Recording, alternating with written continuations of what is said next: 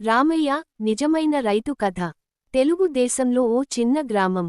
ఆ ఊరిలో రామయ్య అనే రైతు నివసించేవాడు. చిన్నపాటి రైతు అయిన రామయ్యకి తల్లిదండ్రుల నుంచి స్వంతంగా 2 ఎకరాల పొలం వచ్చింది. అతని జీవితం మొత్తం ఆ పొలం మీదే ఆధారపడింది.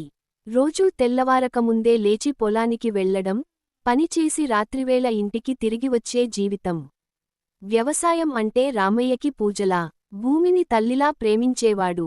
ఒక సంవత్సరం పర్యంతం మంచి పంటలు పండిపోయాయి. కుటుంబం సంతోషంగా జీవించేది. కానీ కొద్ది కాలానికే అంతా మారిపోయింది. ఆ ఏడాది వర్షాలు పడలేదు. పొలాలు ఎండిపోయాయి. బావులు, చెరువులు వడలిపోయాయి. పంటలు మొలకెత్తక ముందే ఎండిపోయాయి. గ్రామంలో అంతా కరువు భయంతో నలుగుతుండగా, రామయ్య మాత్రం ఆశను వదలలేదు. ఈ భూమి నాకు అన్నదాత. నీరుంటే మళ్లీ పంట పండుతుంది. నేనేం తప్పు చెయ్యలేదు కాబట్టి భూమి కూడా నన్ను వదిలిపెట్టదు అని నమ్మకంతో ఉన్నాడు. గ్రామానికి పక్కన ఓ కొండ ఉంది. అక్కడ నుండి వర్షాకాలంలో కొంచెం నీరు ప్రవహించేది. ఆ నీటిని తన పొలానికి తీసుకురావాలని రామయ్య నిర్ణయించుకున్నాడు.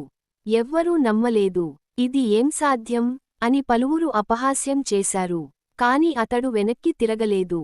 ప్రతిరోజు ఉదయం పొద్దున్నే లేచి, చేతిలో గొడ్డలి పట్టుకుని తవ్వకాలు మొదలుపెట్టాడు. ఒక్కగడియారం ఆరామంగా కూర్చోవడం కూడా మర్చిపోయాడు. నెలల తరబడి శ్రమించాడు. చివరికి ఒక చిన్న వంకను తవ్వి, కొండ మీద నుండి వచ్చే నీటిని తన పొలానికి మళ్లించాడు.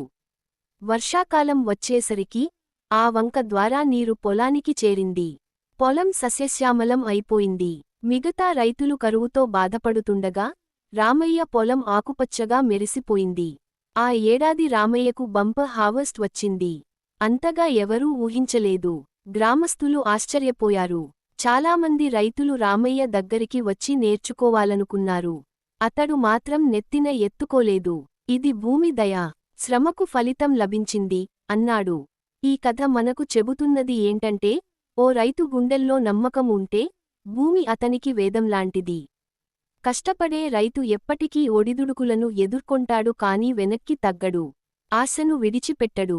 రామయ్య లాంటి రైతులే మన దేశానికి అద్భుతమైన భవిష్యత్తు చూపగలవారు.